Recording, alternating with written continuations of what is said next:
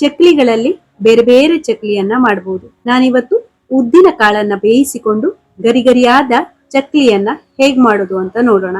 ಇದನ್ನ ಮಾಡಲು ಮುಂಚಿತವಾಗಿ ತಯಾರಿ ಏನು ಬೇಕಾಗಿಲ್ಲ, ದಿಢೀರ್ ಅಂತ ಈ ಚಕ್ಲಿಯನ್ನ ಮಾಡಬಹುದು. ನಮಸ್ತೆ, ನಾನು ನಿಮ್ಮ ರಶ್ಮಿ.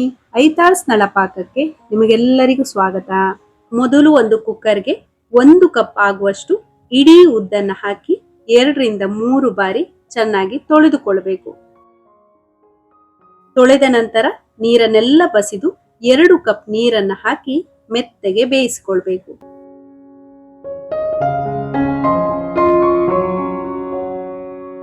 ಮಧ್ಯಮ ಉರಿಯಲ್ಲಿ 4 ರಿಂದ 5 ವಿಸಲ್ ಕೂಗಿಸಿಕೊಳ್ಬೇಕು. ಆರಿದ ನಂತರ ಇದನ್ನ ಒಂದು ಮಿಕ್ಸಿ ಜಾರ್ಗೆ ಹಾಕಿ ನುಣ್ಣಗೆ ರುಬ್ಬಿ. ಇಲ್ಲಿ ರುಬ್ಬಲು ನೀರನ್ನ ಸೇರಿಸಬಾರ್ದು, ಹಾಗೆಯೇ ರುಬ್ಬಿಕೊಳ್ಬೇಕಾಗುತ್ತೆ. ಇನ್ನೊಂದು ಪಾತ್ರೆಗೆ 4 ಕಪ್ ಅಕ್ಕಿ ಹಿಟ್ಟು, 2 ಟೀ ಸ್ಪೂನ್ ಜೀರಿಗೆ, 2 ಟೀ ಸ್ಪೂನ್ ಬಿಳಿ ಎಳ್ಳು, ಅರ್ಧ ಟೀ ಸ್ಪೂನ್ ಓಂಕಾಳು, 2 ಟೀ ಸ್ಪೂನ್ ಇಂಗಿನ ನೀರು ಅಥವಾ ಅರ್ಧ ಟೀ ಸ್ಪೂನ್ ಪುಡಿ ಇಂಗನ್ನ ಬೇಕಿದ್ರೂ ಸೇರಿಸ್ಕೊಳ್ಬಹುದು.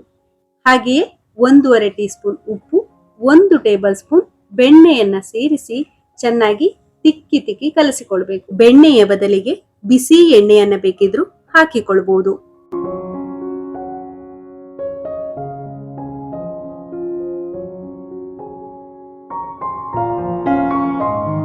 ನಂತರ ಇದಕ್ಕೆ ಬೇಯಿಸಿ ರುಬ್ಬಿಕೊಂಡಿರುವ ಉದ್ದಿನ ಪೇಸ್ಟ್ ಅನ್ನ ಹಾಕಿ ಕಲಸಿ.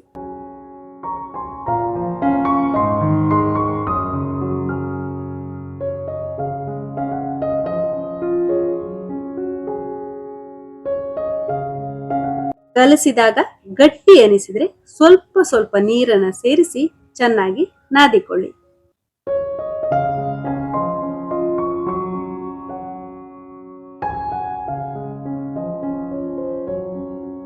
ನಾದಿದ ಹಿಟ್ಟನ್ನ ಉದ್ದುದ್ದವಾಗಿ ಉಂಡೆಯನ್ನ ಮಾಡಿ ಎಣ್ಣೆ ಸವರಿದ ಚಕ್ಲಿ ಒರಳಿಗೆ ಹಾಕಿ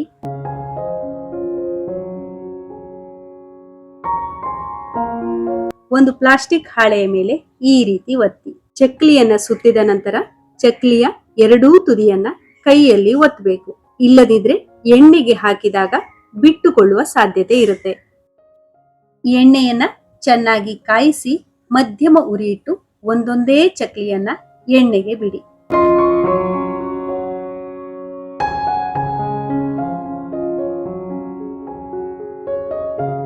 ಎಣ್ಣೆಗೆ ಹಾಕಿದ ತಕ್ಷಣ ಮುಗ್ಚಬಾರದು. ಸ್ವಲ್ಪ ಹೊತ್ತಿನ ನಂತರ ತಿರುವಿ ಹಾಕ್ತಾ 2 ಕಡೆ ಚೆನ್ನಾಗಿ ಕಾಯಿಸಿ.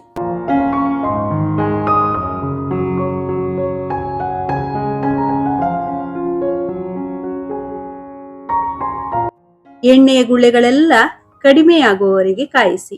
ಈಗ ರುಚಿಯಾದ ಗರಿಗರಿಯಾದ ಉದ್ದಿನ ಚಕ್ಲಿ ರೆಡಿ ಆಯ್ತು. ಈ ವಿಡಿಯೋ ನಿಮ್ಗೆ ಇಷ್ಟ ಆಗಿದ್ರೆ ಲೈಕ್ ಮಾಡಿ, ಶೇರ್ ಮಾಡಿ, ಹಾಗೆಯೇ ನಮ್ಮ ಚಾನೆಲ್ಗೆ ಸಬ್ಸ್ಕ್ರೈಬ್ ಮಾಡೋದನ್ನ ಮರಿಬೇಡಿ. ಧನ್ಯವಾದಗಳು.